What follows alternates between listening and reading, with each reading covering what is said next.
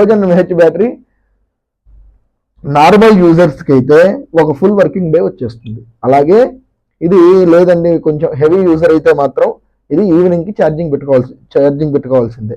ఆ తర్వాత దీంట్లో గేమింగ్ విషయానికి వస్తే గేమింగ్ కూడా బాగుంది.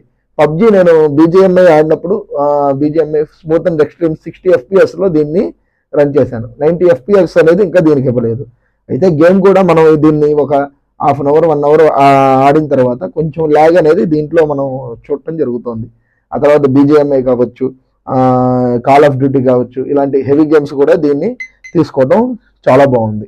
ఆ తర్వాత దీన్ని చూసుకుంటే నెక్స్ట్ ఫ్రంట్ కెమెరాలో కూడా మనకి కెమెరా క్వాలిటీ అంతా కూడా బాగుంది కానివ్వండి.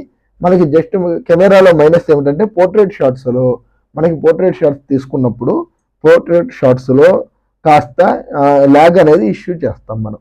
అలాగే కెమెరా ఒక 10 minutes వాడిన తర్వాత